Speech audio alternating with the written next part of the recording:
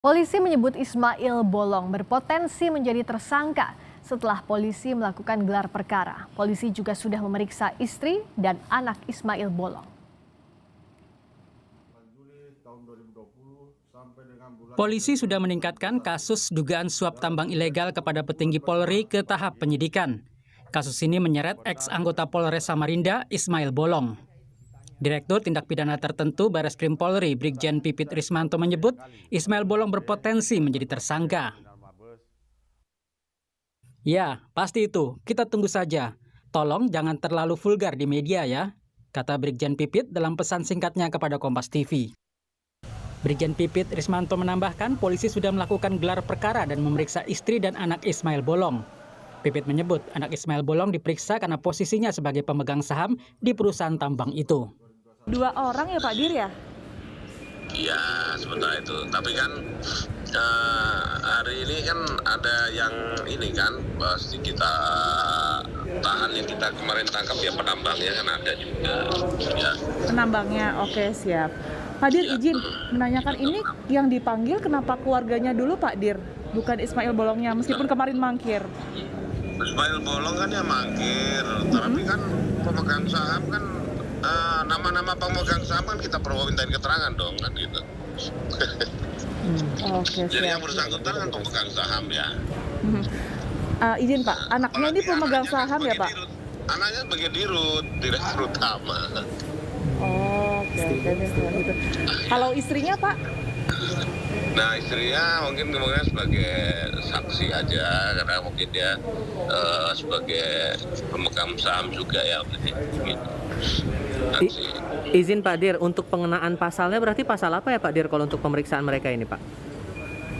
Ya kita kalau terkait pertambangan tidak lepas dari pasal 158, pasal 161 ya, pasal 159. Iya, yang memenuhi panggilan bukan dipanggil ya, memenuhi panggilan. Ya. Oke. Kalau dipanggil ya beberapa orang, cuma yang memenuhi panggilan kan belum semuanya ya. Sebelumnya, mantan Kadif Propam Polri, Verdi Sambo, kembali bicara soal kasus dugaan suap pelaku tambang ilegal di Kalimantan Timur ke kepolisian. Sambo menyebut praktik tambang ilegal ini melibatkan oknum perwira tinggi Polri. Artinya proses di Propam sudah selesai, karena itu melibatkan perwira tinggi. Nah selanjutnya kalau misalnya akan ditindaklanjuti, silakan tanyakan ke pejabat berwenang, atau kalau enggak, kasih instansi lain untuk melakukan penyelidikan, kan gitu.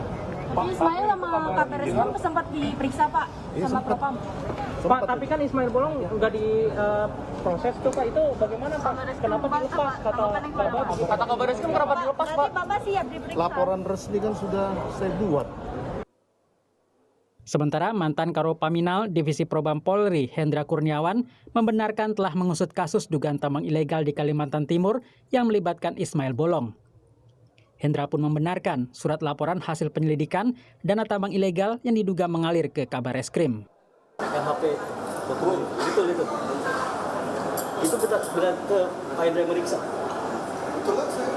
Langsung Pak. Itu yang pejabat yang berwenang aja. Ada datanya nggak bisa. Berarti surat penyelidikannya benar ya Pak ya? Ya betul. Berarti Pak itu menyeret Kabar Reskrim Pak ya, betul ya? Ya kan sesuai pertanyaan itu. Oke, terima kasih Pak.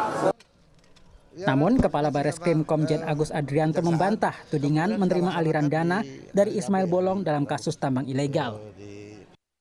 Dalam keterangan tertulis pada Kompas TV, Kabar Reskrim mengatakan, "Saya adalah penegak hukum. Ada istilah bukti permulaan yang cukup dan bukti yang cukup." Maklumlah, kasus almarhum Brigadir Yosua saja mereka tutup-tutupi. Ismail Bolong diduga memberikan suap kepada para pejabat di Polda Kaltim pada Oktober hingga Desember 2021. Mereka diduga menerima uang dengan kisaran 600 juta hingga 5 miliar rupiah.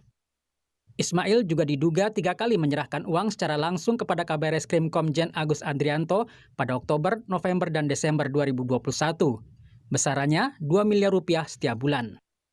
Selain itu, Ismail Bolong juga disebut 3 kali mengguyurkan dana ke jajaran Bareskrim Polri pada Oktober hingga Desember 2021 dengan besaran 3 miliar rupiah. Kasus ini menyebar ke publik saat Ismail Bolong membuat video mengaku menyetor uang 6 miliar rupiah pada petinggi Polri. Tak lama kemudian, Ismail Bolong membuat pernyataan bahwa video sebelumnya dibuat dalam keadaan mabuk. Tim Liputan, Kompas TV.